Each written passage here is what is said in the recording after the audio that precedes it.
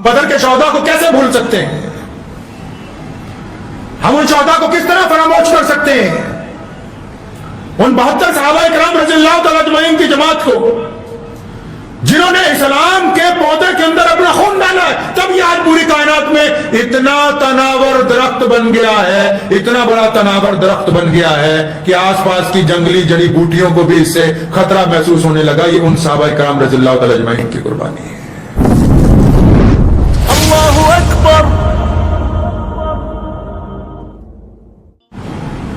یوم بدر کے مقدس ایام چل رہے ہیں،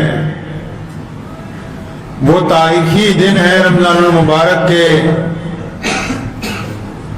کہ جن میں اللہ کے پیارے نبی حضرت محمد رسول اللہ صلی اللہ علیہ وسلم نے رمضان کی حالت میں کفر کے خلاف پہلی جنگ جو میدان بدر کے مقام پر آج سے 1450 سال پہلے ہوئی، اس میں فتح حاصل کی۔ فتح سے یاد آیا کہ نبی علیہ الصلوۃ والسلام نے جب میدان بدر میں فتح حاصل کی تو اسی دن روئے زمین پر یہ بات لکھ دی گئی کہ فتح اسلام کا مقدر ہے، دنیا کی کوئی بڑی سے بڑی طاقت کبھی بھی اہل اسلام کو شکست نہیں دے سکتی۔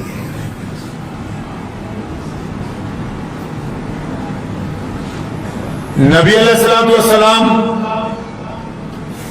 کا رمضان کیسا گزرا، وہ دن کیسے تھے؟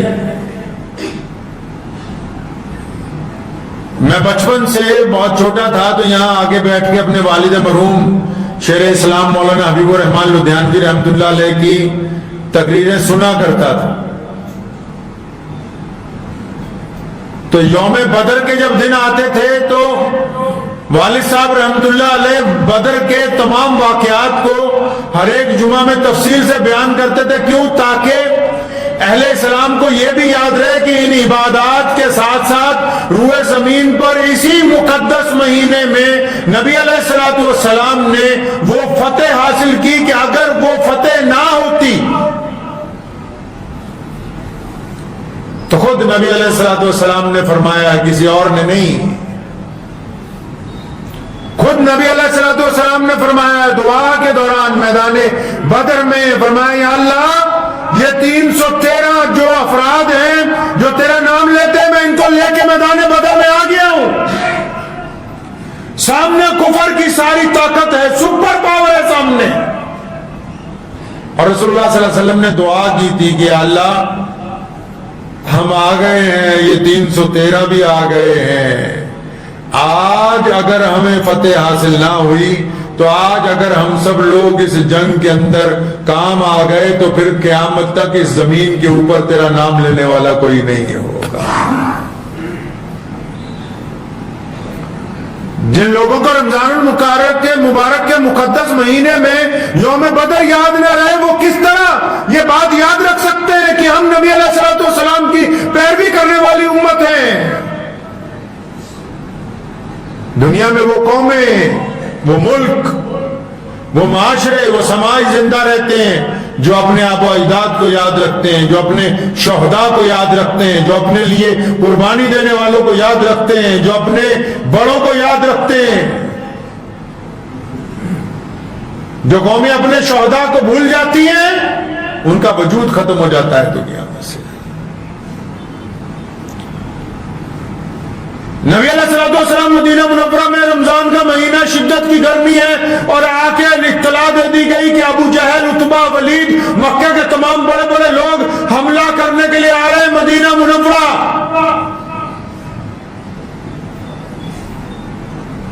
اور آپ اسلام کی تاریخ پڑھیں، کیا خوبصورت باتیں نبی علیہ السلام نے کہی ہیں۔ فرمایا ہم جنگ کی تمنا نہیں کرتے، ہم جنگ کی تمنا نہیں کرتے، ہم لڑنا نہیں چاہتے، لیکن فرمایا جب کوئی جنگ کرنے کے لیے ہمارے دروازے تک آ جائے تو پھر ہم پیچھے نہیں ہٹتے ہیں۔ مکہ مکرمہ میں ظلم کیا، نبی علیہ الصلوۃ والسلام کے اوپر اذیتیں پہنچائی، سیدنا بلال کو مارا، عمار بن یاسر کو مارا، سیدنا ابوبکر صدیق رضی اللہ تعالیٰ عنہ پر تشدد کیا گیا ہے۔ ارے بڑے بڑے لوگوں کو وہاں مارا مکہ مکرمہ میں، اور جب مکہ چھوڑ کے مسلمان مدینہ منورہ آ گئے، مدینہ منورہ میں چاہتے ہیں کہ یہاں سکون سے زندگی گزارے، چین سے زندگی گزارے، اللہ تبارک و تعالیٰ کی عبادت کریں، سماج کو اچھا بنائیں، لیکن مدینہ منورہ کی سکون والی زندگی بھی مکے کے کافروں کو اچھی نہیں لگتی، تو وہ جبرن مکے سے نکل کے مدینے پر حملہ کرنے کے لیے آ رہے ہیں۔ یہ جنگ بدر کا پس منظر ہے، اس کی وجہ ہے۔ دنیا کے کفر نے اس وقت سوچا، نبی علیہ الصلوۃ والسلام کے دور میں جو سپر پاوریں تھیں، کیسر و کسرا، پرویز مکے کا سب سے بڑا غنڈا ابو جہل، ابو لہب، عتبہ، ولید، انہوں نے سوچا کہ محمد رسول اللہ صلی اللہ علیہ وسلم کے چاہنے والوں کی تعداد تو ابھی انگلیوں پر گنی جا سکتی ہے، ہم تو لاکھوں ہیں، ہزاروں ہیں، ہماری تعداد نہیں گنی جا سکتی۔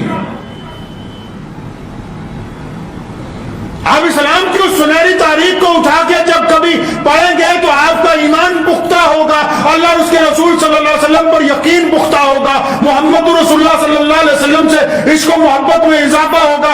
ایک طرف دشمن یہ سوچتا ہے کہ ہم لاکھوں ہیں، ہماری سرکار ہے، ہمارا اقتدار ہے، یہ گنتی کے لوگ ہیں، لیکن اللہ تبارک و تعالیٰ نے میدان بدر میں دکھایا کہ تعداد اگر زیادہ ہو تو کچھ نہیں ہوتا، اللہ کی مدد اور ہمت اور حوصلے جن کے پاس زیادہ ہوں، فتح ان کے مقدر کے اندر لکھی جاتی ہے۔ ابو جہل اس لیے آیا ہے کہ آج اسلام کو پوری دنیا میں ختم کرنا ہے۔ ہم بدر کو بار بار اس لیے یاد کرتے ہیں کیونکہ بدر ہماری بنیاد ہے۔ جس طرح پہلا کلمہ اشہد ان لا الہ الا اللہ وحدہ لا شریک لہ پڑھتے ہیں، علامہ منصور بجنوری مجھے یاد آ گئے، صبح صبح فرمایا کرتے تھے کہ بیٹا جنگ بدر اور جنگ احد کلمہ لا الہ الا اللہ اور محمد رسول اللہ کی مظہر ہے۔ جنگ بدر میں لا الہ الا اللہ کی تکمیل ہوئی اور جنگ احد میں محمد رسول اللہ صلی اللہ علیہ وسلم کے کلمے کی تکمیل ہوئی ہے۔ یہ دونوں جنگ اسلام کے پہلے کلمے کی مظہر ہے، دونوں کا جنگ جو ہے۔ جب کہا لا الہ الا اللہ کہ مکمل ایمان اللہ پر ہے، تو بدر کے اندر فتح ہوئی۔ احد کے میدان میں ذرا سی بات محمد رسول اللہ کی نہیں مانی، ایک پہاڑی سے مورچہ اپنی مرضی سے ہٹا لیا، بڑی شدت سے بہت سارے لوگوں کی شہادتیں ہوئیں، تو یہ بات سمجھ آ گئی کہ دین کے اندر اگر پیروی کرنی ہے تو ہو بہو محمد الرسول اللہ صلی اللہ علیہ وسلم کی کرنی۔ یہ دونوں جنگیں کلمہ لا الہ الا اللہ محمد الرسول اللہ صلی اللہ علیہ وسلم کی مظہر ہے۔ تو رسول اللہ صلی اللہ علیہ وسلم مدینے میں سے اطلاع مل گئی کہ ابو جہل آ رہا ہے، بڑا طاقتور لشکر لا رہا ہے، بڑے اونٹ ہیں ساتھ میں، ساز و سامان ہے، ناچنے گانے والی عورتیں ہیں، ڈھول بجاتا ہوا آ رہا ہے بڑی تیزی کے ساتھ۔ اور ادھر مدینے میں کیا ہے؟ مدینے میں گنتی کے صحابہ ہیں، مدینہ منورہ میں کمزور مسلمان ہیں، مدینہ منورہ کے یہودی مسلمانوں کے خلاف سازشیں کر رہے ہیں، مدینہ منورہ میں کھانے پینے کا سامان پورا میسر نہیں ہے، اور جنگ کے لیے مسلمانوں کے پاس نوجوانوں کی تعداد بھی کم ہے۔ تو نبی علیہ السلام نے اعلان کیا، اعلان کرتے ہیں آج کل بھی مسجد میں کھڑے ہو کے ہر نماز میں کہ چندہ دے دیجئے، زکوٰۃ دے دیجئے، صدقہ دے دیجئے، اعلان ہوتا ہے نا۔ تو نبی علیہ الصلوۃ والسلام نے مسجد نبی میں اعلان کیا، ابھی کون ہے جو اللہ تبارک و تعالیٰ کے راستے میں یہ جو جنگ کی بھٹی ہم پر بھڑکائی جا رہی ہے، کون ہے جو اللہ کے راستے کے اندر جائے گا؟ جتنے دیوانے تھے سارے آ گئے، ان دیوانوں کے پیچھے دو بچے آئے، ایک کا نام معاذ ہے، ایک کا نام معوذ ہے، دونوں بڑے چھوٹے بھائی ہیں۔ جب اعلان ہوا تھا مسجد نبی میں تو وہ اپنے گھر گئے تھے تو دیکھا اماں چولہے پر بیٹھی رو رہی ہے. فرمایا اماں کیا بات ہے؟ فرمایا نبی علیہ الصلوۃ والسلام نے اعلان کیا جنت لٹ رہی ہے, کاش اگر تمہارا باپ زندہ ہوتا تو محمد رسول اللہ صلی اللہ علیہ وسلم کے ساتھ جنگ پر جاتا تو ہمارے گھر کا بھی حصہ پڑ جاتا. کہ نہیں, تمہارے والد تو پہلے ہی شہید ہو چکے ہیں, اب ہمارے گھر میں کوئی نہیں. فرمایا اماں فکر کیوں کرتی ہو, ہم بچے ضرور ہیں, ہمارا ایمان جوان ہے, ہم بچے ضرور ہیں, ہمارا ایمان جوان ہے. دونوں محمد رسول اللہ صلی اللہ علیہ وسلم کی خدمت میں پہنچے. آپ صلی اللہ علیہ وسلم کو جا کے دونوں نے کہا یا رسول اللہ ہم بھی آپ کے ساتھ میدان بدر کے اندر جانا چاہتے ہیں. بڑا بھائی اچھا خاصا بڑا تھا تو نبی علیہ الصلوۃ والسلام نے اسے منظوری دے دی کہ تم جا سکتے ہو. چھوٹے کو انکار کر دیا گیا کہ تم نہیں جا سکتے. اب چھوٹا بھائی بڑا منت سماجت کرنے لگا, نہیں یا رسول اللہ مجھے بھی ساتھ میں جانے دیجئے, مجھے بھی ساتھ میں جانے دیجئے. لیکن کیونکہ چھوٹا ہے اس لیے انکار کر دیا گیا کہ نہیں بچے جنگ میں نہیں جاتے. اتنے میں اچانک چھوٹا کہنے لگا یا رسول اللہ میں تو اپنے اس بڑے بھائی سے بھی زیادہ پاور والا ہوں, میرے جسم میں اس سے زیادہ بھی طاقت ہے, آپ کہیں تو ہم کشتی لڑ لیتے ہیں, اگر میں اپنے بھائی کو گرا دوں تو میں بھی اس کے ساتھ جاؤں گا, اگر میں اس کو نہیں گرا سکا تو میں واپس گھر چلا جاؤں. کس بات کے لیے کشتی ہے؟ قربانی دینے کے لیے. یہ آج کل کے نوجوانوں کی طرح نہیں کہ گلے میں بالی ڈال کے اور گلے کے اندر چینی ڈال کے کان میں بالیاں ڈال کے مسجدوں کے اندر پہنچے ہیں. ایسے نہیں اسلام ہم تک پہنچا ہے. جو اچھے خاصے مرد عورتیں بننے کی کوشش کریں. چھوٹے بھائی نے کہا کہ میں کشتی لڑوں گا. نبی علیہ الصلوۃ والسلام مسکرائے اجازت دے دی. اب جب کشتی شروع ہوتی ہے تو چھوٹا بھائی بڑے کے کان میں کہتا ہے کہ بھائی اللہ کے واسطے آپ گر جائیں, آپ اگر گر جائیں گے تو مجھے بھی محمد رسول اللہ صلی اللہ علیہ وسلم کے ساتھ جنگ میں جانے کا موقع مل جائے گا. چنانچہ بڑا بھائی کو گرا دیتا ہے کشتی کے اندر اور دونوں بھائیوں کو جنگ بدر کے اندر جانے کی اجازت مل جاتی ہے. عبد الرحمن بن عوف کہتے ہیں نبی علیہ الصلوۃ والسلام نے مجھے کہا, اب آ تو گئے ہیں بچے, فرمایا مجھے کہا کہ ان دونوں بچوں کا دھیان رکھنا, جنگ میں آ تو گئے ہیں یہ, جب جنگ اپنے عروج پر ہونے والی ہوتی ہے تو جنگ تو تباہی لے کے آتی ہے, جنگ کسی مسئلے کا حل نہیں ہے. لڑائی کے ساتھ زمینیں فتح کی جا سکتی ہیں, دل فتح نہیں ہوتے. لڑائی کے ساتھ کسی کو قتل کیا جا سکتا ہے, قوموں کو ڈرایا نہیں جا سکتا.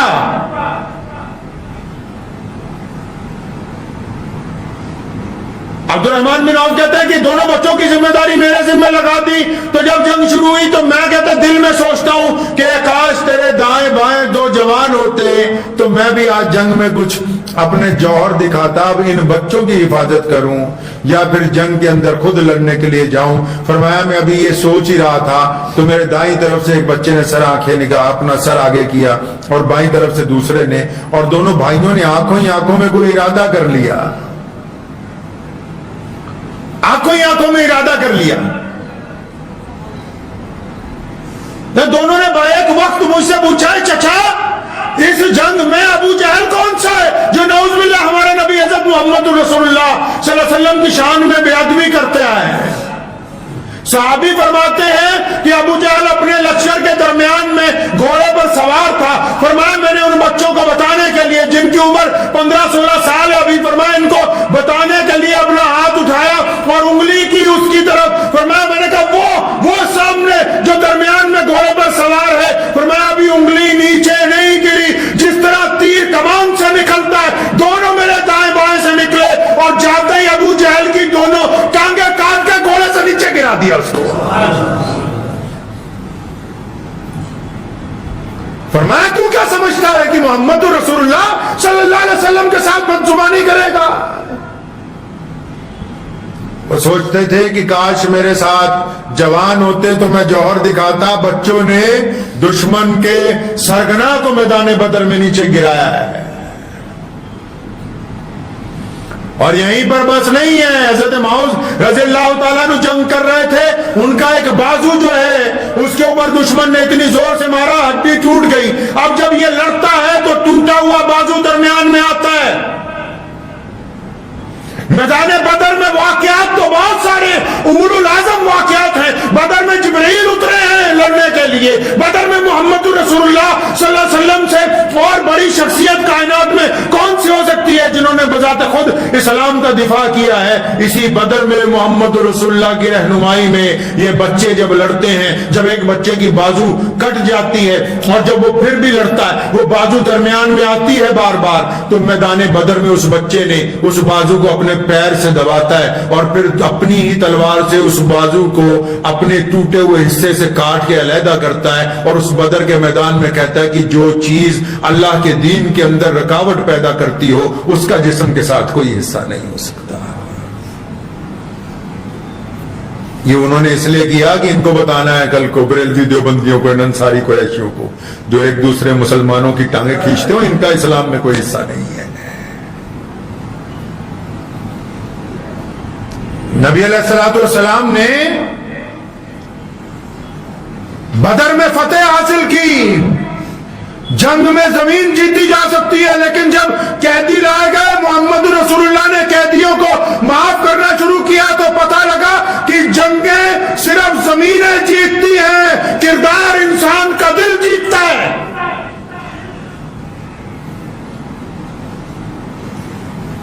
حضور نبی علیہ الصلوۃ والسلام کو بہت سارے لوگ یہ مشورہ دے سکتے تھے کہ یا رسول اللہ دشمن کی تعداد بہت زیادہ ہے, تعداد کے ساتھ کیا ہوتا ہے. نبی علیہ الصلوۃ والسلام کے دین میں بدر میں 313 میں رسول اللہ فرماتے ہیں کہ اللہ آج اگر 313 نہ رہے تو اب قیامت تک کوئی نہیں ہوگا. پھر وہ 313 رسول اللہ صلی اللہ علیہ وسلم کی اتباع میں, اور رسول اللہ کی محبت کیسی ہے کہ ایک عورت آتی ہے رسول اللہ صلی اللہ علیہ وسلم کے پاس, آ کے اپنا چھوٹا سا بچہ نبی علیہ الصلوۃ والسلام کی خدمت میں پیش کرتی ہے. آپ عشق و محبت کی یہ داستانیں اگر پڑھیں گے تو آپ کو یہ پتہ لگے گا کہ یہ دین ہم تک پہنچا کیسے ہے, اور پھر یہ فکر بھی دور ہو جائے گی کہ کچھ لوگوں کو غلط فہمی ہے کہ اسلام کو نقصان پہنچایا جا سکتا ہے. اسلام کی فطرت میں قدرت نے لچک دی ہے, یہ اتنا ہی ابھرے گا جتنا کہ دبائیں گے. ایک عورت نبی علیہ الصلوۃ والسلام کی خدمت میں پیش ہوتی ہے. نبی علیہ السلام نے کیونکہ کہا کہ کون ہے جو جنگ کے اندر ساز و سامان دے دے, جنگ کے اندر جوان دے دے, گھر میں کچھ نہیں گھر میں. اپنے بچے کو لے کے آتی ہے. لوگ کہتے ہیں تو بہت چھوٹا سا بچہ ہے, 2-2.5 سال کا بچہ ہے, یہ کیا کرنا ہے. فرمایا نہیں یا رسول اللہ, یہ بچہ ضرور چھوٹا ہے, آپ کے پاس تلواریں پوری نہیں, ڈھالیں پوری نہیں ہیں, آپ جب میدان جنگ میں ہوں گے تو اس بچے کی ڈھال بنا لیں, جب دشمن آپ کی طرف تیر مارے میرے بچے کو آگے رکھیں, اگر اس کے سینے میں تیر لگیں گے آپ کی جان بچ جائے گی, میرا کلیجہ ٹھنڈا ہو جائے گا. اس کا اتنا کہہ دینا ہی کافی ہے, جبکہ اس کا بچہ اسے لوٹا کے گھر بھیج دیا گیا, لیکن اس کے جذبے کو قیامت تک یاد رکھا جائے گا. کون سی ماں اپنا بچہ پیش کر سکتی ہے قربانی کے لیے؟ ایک بوڑھی عورت محمد رسول اللہ صلی اللہ علیہ وسلم کے پاس آئی, رو رہی ہے, یا رسول اللہ آپ نے اعلان کیا کہ آپ نے کہا کہ آؤ میرے پاس ساز و سامان لے کے آؤ بدر کے اندر جانا ہے, آؤ اسلام کے لیے قربانی دینی. یا رسول اللہ ساری رات گھر کے اندر چھان بین کرتی رہی ہوں, نہ کوئی ایسا زیور ہے, نہ کوئی ایسی الماری ہے, نہ کوئی ایسا کپڑا ہے جس کو بیچ کے آپ کو پیسے دے دوں. یا رسول اللہ میرا باپ بھی نہیں, میرا بھائی بھی نہیں, میرا خامد بھی نہیں, میں بالکل اکیلی ہوں. ساری رات سوچتی رہی کہ جنت لٹے گی, تیرا کوئی حصہ پڑنے والا نہیں ہے. ندی رات کو تیسرے پیر خیال آیا کہ یہ سر پہ اتنے لمبے بال رکھے ہوئے ہیں, سر کے بال اتارے, ان کی رسی بنائی, رسی بنا کے محمد رسول اللہ کے پاس لے کے آئی. یا رسول اللہ یہ رسی رکھ لے, شاید کسی مجاہد کے گھوڑے کی رسی بن جائے تو میرا بھی حصہ بڑھ جائے اس کے اندر. عشق و محبت کی لازوال داستانیں मैदान बदर आज भी कहता है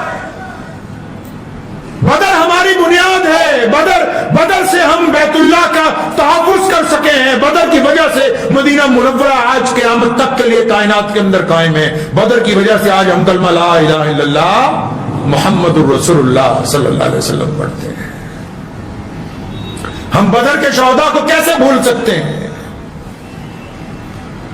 हम उन शहदा को किस तरह फरामोश कर सकते हैं?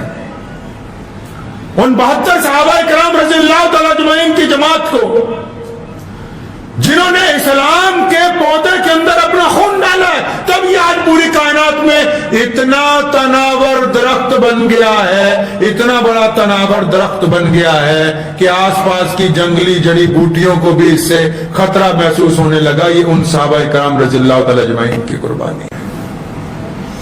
खुद नबी अलैहिस्सलाम ने जिब्रील अलैहिस्सलाम को खुद अल्लाह ताला ने भेजा। कमाल की बात है, फरिश्ते लड़ते नहीं है, लेकिन जब मोहम्मद रसूलुल्लाह मैदान बदर में उतरे, अल्लाह ताला ने जिब्रील को हुक्म दे दिया कि नहीं, आज वही लेकर नहीं जानी, आज मोहम्मद रसूलुल्लाह के पैरवी के अंदर जाके मैदान बदर में कुफर के खिलाफ लड़ो, ताकि क़यामत तक के लिए दुनिया को पता लग जाए कि जब रसूलुल्लाह उतरते हैं तो सिर्फ फतेह होती है।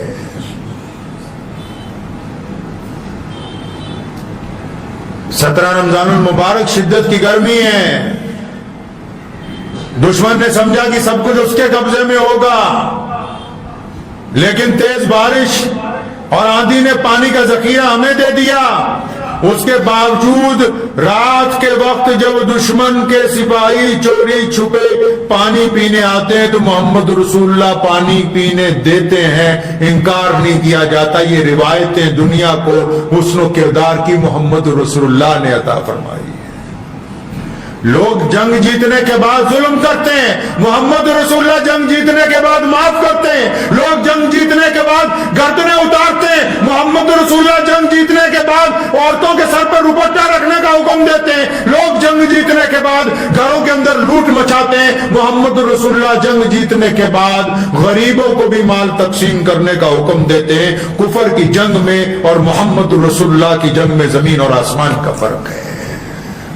मुझे उम्मीद है कि आपको ये वीडियो पसंद आई होगी। अगर पसंद आई हो तो ये आप अपने दोस्तों के साथ शेयर करें और इस चैनल को सब्सक्राइब जरूर करें।